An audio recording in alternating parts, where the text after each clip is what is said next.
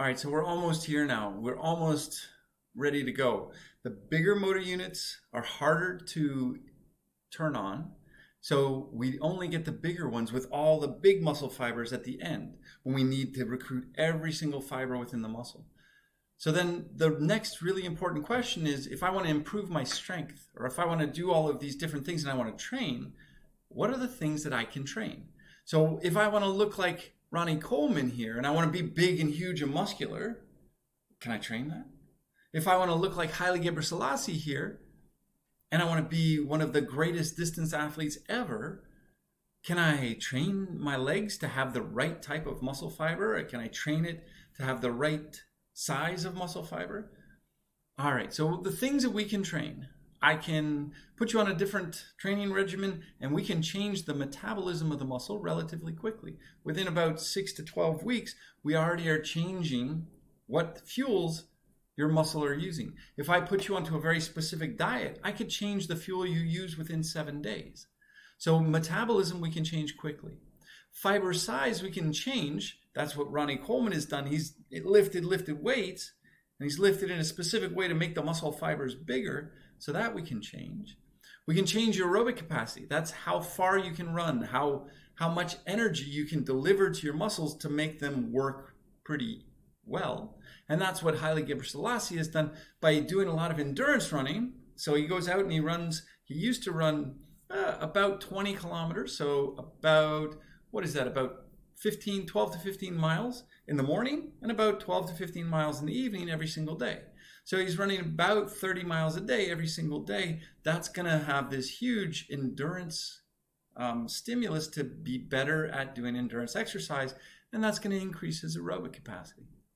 He's going to take his fast fatigable fibers and he can convert them into fast fatigue resistant fibers. Those 2X are the ones that are in the big motor units that fatigue really easily because they only use sugar. I told you we can change metabolism fairly easily. So we can shift them to type 2A that have more of the powerhouses that are going to use oxygen to produce energy for a longer period of time, and that happens pretty readily.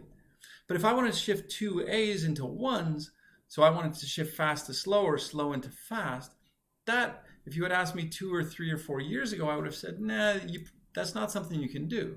There's a few studies that have come out now that show that you can do it. It just takes a long time. One of the best ones was two twin brothers. One of them was enjoyed different parts of life. He was a smoker. He didn't actually get out and exercise ever in his life. And the other had become an ultramarathoner. So for years and years, he had run every single day since he was about 15. And they looked at them after they were in their late to mid 50s.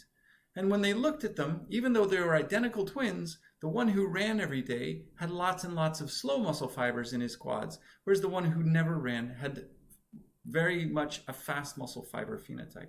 But again, that was years and years. That was over 30 years of training. So we don't know what the timeline of that transition is, but it doesn't happen in like 6 to 8 weeks. The things that you can't train. I can't change the number of muscle fibers that I have. I was born with a certain number of muscle fibers. I might have changed it a little bit during puberty, but it's not going to happen anymore. And again, I would have changed it at puberty because of maybe testosterone coming in and helping me increase the number of fibers I have. I'm not going to change my motor units. So I'm not going to change the number of motor units I have, and I'm not really going to change the types of motor units that I have. What I can do is I can change how those motor units are recruited a little bit, and I can make them shift their metabolism, but I'm not really going to change how many fibers they have or all of those different things. And the last thing I'm not going to do is I'm not going to change my levers. So if I've got long legs, I'm going to have long legs. If I have really long forearms and I want to do bicep curls, or if I want to be the best arm wrestler in the world, but I have really long forearms, I'm not going to be able to change that without really seriously doing some really odd things. You know, we can do bone lengthening experiment, but you're not going to do that in a natural physiological way. All right? So there's certain things we can train and certain things we can't. All right, so what I told you this time is that sarcomere, they work around that 2 micrometer length. they work best because that's when myosin and actin are interacting. There's no resistance from the thin filament pushing against each other, and each of the myosin heads has an actin binding site. So it's not open too far so that some of them don't have any place to bind, and it's not pushed together so far that the thin filaments are pushing on each other. So they have this length tension relationship where length is optimal in the middle part, tension is optimal when length is in the middle. Fusiform muscles have long straight fibers and therefore more sarcomeres than series, allow them for rapid shortening. Pennate muscles, we can produce a lot more force because we can have angled fibers, so we can get more fibers into the same area and increase the physiological cross-section of the fiber. And because they're bigger in the parallel way, they're going to be stronger. The greater load, so basically, the other thing that I showed you was that there's a force-velocity relationship. If you load a muscle with a big load, it's going to not be able to shorten quickly. If you want to move really, really fast, you have to work at lower weights. Okay? I showed you that most muscles work around joints. I didn't show you that, but that's fine. You don't have to know this one. Motor units are an alpha motor neuron and all of the muscle fibers it innervates.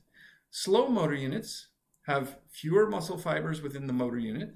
They have slow oxidative muscle fibers within them. They produce a small amount of force, but they can do that forever.